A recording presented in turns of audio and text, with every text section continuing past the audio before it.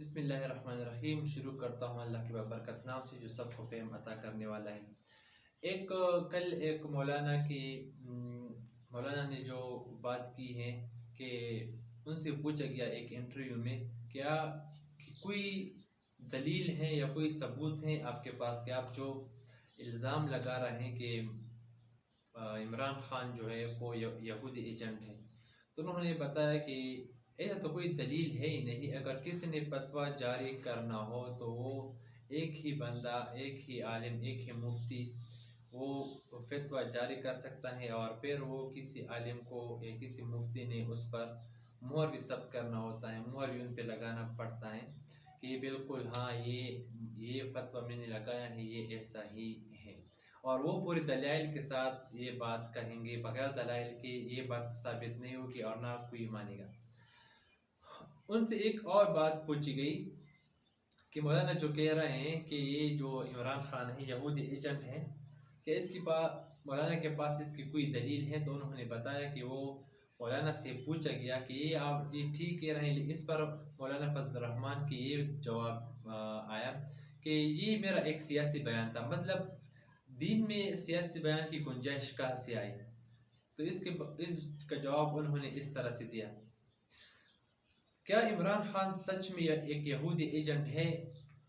آپ خود اندازہ لگا لیں کہ جب بھی وہ بات کرتا ہے، جب بھی وہ بات شروع کرتے ہیں تو وہ ایک چیز کرتے ہیں: ایاک نعبد و ایاک نستعین، یعنی ہم صرف اللہ کی عبادت کرتے ہیں اور صرف اللہ سے مانگتے ہیں۔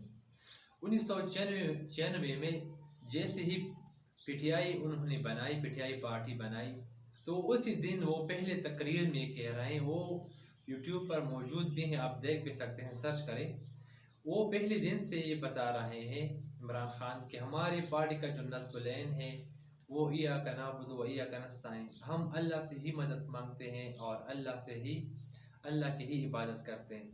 اور پھر اس کے علاوہ اب جو عدم اعتماد کی تحریک لائی گئی، وہ اپنے قوم کو غیرت کی باتیں بتاتا ہے، وہ اپنی قوم کو اسلام کے بارے میں بتاتا ہے، اور تقریباً ہر تقریر میں وہ بتاتا ہے لا الہ الا اللہ، کہ کوئی عبادت کا لائق نہیں ہے، کوئی اتنا طاقتور نہیں ہے، صرف ایک ذات ہے، وہ ہے اللہ کی ذات، لا الہ الا اللہ، یعنی اللہ کے سوا کوئی طاقتور ذات، کوئی عبادت کے لائق، کوئی مدد کرنے والی ذات صرف جو ہے وہ ایک ہے، وہ ہے اللہ کی ذات۔ وہ اپنے ہر تقریر میں یہ بتاتا ہے، وہ اپنی پوری قوم کو بتاتا ہے۔ تقریباً ان کے ایک ہی جلسے میں ہزاروں لوگ ہوتے ہیں، لاکھوں لوگ ہوتے ہیں، اور لاکھوں لوگوں کے سامنے اللہ کو حاضر ناظر جان کر وہ اگر یہ بات کرتے ہیں تو وہ شخص کیسے یہودی ایجنٹ ہو سکتا ہے؟ اور پھر وہ وقت یاد کرے جب وہ اقوام متحدہ میں اجلاس ہو رہا تھا، تو انہوں نے ایک بات بتائی، پوری دنیا کو انہوں نے مخاطب کیا اور یہ بات بتائی کہ آپ سب کو پتہ ہے کہ ہم مسلمان رسول اللہ صلی اللہ علیہ وسلم سے کتنا محبت کرتے ہیں، اور رسول اللہ صلی اللہ علیہ وسلم ہمارے دلوں میں رہتے ہیں۔ جب آپ کوئی بات ان کے خلاف کرتے ہیں تو اس سے ہمارے دلوں کو تکلیف ہوتی ہے، اور پھر وہ یہ بھی بتاتے ہیں کہ آپ سب جانتے ہیں کہ سب سے زیادہ جو تکلیف ہوتی ہے وہ دل کی تکلیف ہوتی ہے۔ تو ہم آپ اقوام عالم سے درخواست کرتے ہیں کہ ناموس رسالت کی اور ہمارے پیغمبر صلی اللہ علیہ وآلہ وسلم کی عزت کریں، اس کی خلاف گستاخی ہم مسلمان برداشت نہیں کر سکتے، اس سے ہمارے دلوں کو تکلیف ہوتی ہے۔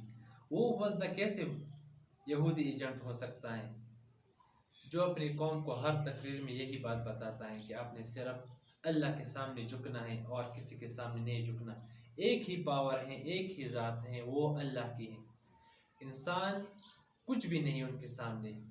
ہم نے کسی سپر پاور کے سامنے نہیں جھکنا، ہم نے اگر جھکنا ہے تو صرف اس ایک ذات کے سامنے جھکنا ہے جو عبادت کے لائق ہیں، اور وہ ذات ہے صرف اللہ کی، جنہوں نے تمام کائنات کو پیدا کیا، جنہوں نے زمین، آسمان، جنہوں نے جہنم، جنت پیدا کی، صرف انہی ذات کے سامنے ہم نے جھکنا ہے۔ تو وہ بندہ کیسے ایک یہودی ایجنٹ ہو سکتا ہے؟ اپنی سیاسی تقریر، سیاسی مفادات حاصل کرنے کے لیے آپ اگر کسی بھی انسان کو یہودی ایجنٹ کہتے ہیں تو یہ اسلام کے خلاف ہیں. اسلام اس کی اجازت بالکل نہیں دیتی کہ آپ ایک سچی مسلمان کو ایک کافر، ایک یہودی کا ٹپ اس پہ لگا دیں. اپنی سیاسی مفادات کے لیے اسلام کو استعمال نہ کریں. لوگوں کو حق سچ بات بتائے.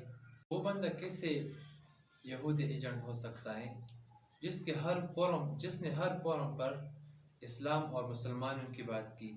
اگر کشمیر کا مقدمہ ہو، انہوں نے انتہائی جرأت مندانہ اور دلیری سے لڑا. اقوام متحدہ میں فلسطین کے مسلمانوں کی بات کی انہوں نے. جس طرح سے افغانستان میں ہمارے بھائی ان پہ تکلیف آئی، ان کی مشکلات کا انہوں نے اس کا ساتھ دیا.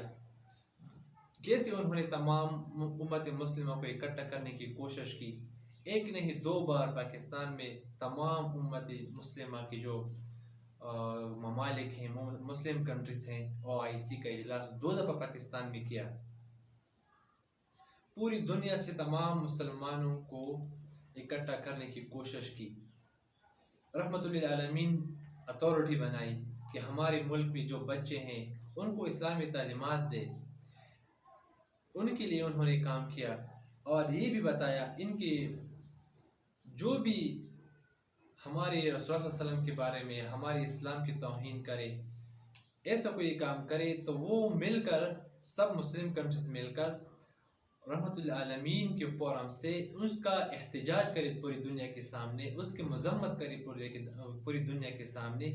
پوری دنیا کو بتائے کہ ایسا نہ کرے. اس سے ہمارے دلوں کو تکلیف ہوتی ہے، ہمارے سارے مسلمانوں کو تکلیف ہوتی ہے. تو ایسا نہ کرے. وہ بندہ کیسے ایجنٹ ہو سکتا ہے یہودیوں کا، جنہوں نے ہر جگہ پر مسلم اور مسلمانوں کی بات کی، جنہوں نے کفر کو للکارا، ایک سپر پاور کو جنہوں نے رد کیا اور یہ بات بتائی کہ ہم کسی کے سامنے نہیں جھکیں گے. اگر جھکیں گے تو صرف اور صرف ایک ذات کے سامنے، اور وہ ذات صرف اور صرف اللہ کی ہے. وہ اقتدار کا بھوکا نہیں. اگر وہ اقتدار کا بھوکا ہوتا تو ایک ہی بات پہ اگر وہ ان سے مصلحت کرتا، اگر وہ ان سے گفت و نشید کرتا، ان کے ساتھ بیٹھتا، تو اپنے اقتدار ہی بچا سکتا تھا اور اپنے سب کچھ بچا سکتا تھا. لیکن انہوں نے غیرت کے خاطر ایسا گوارا نہیں کیا.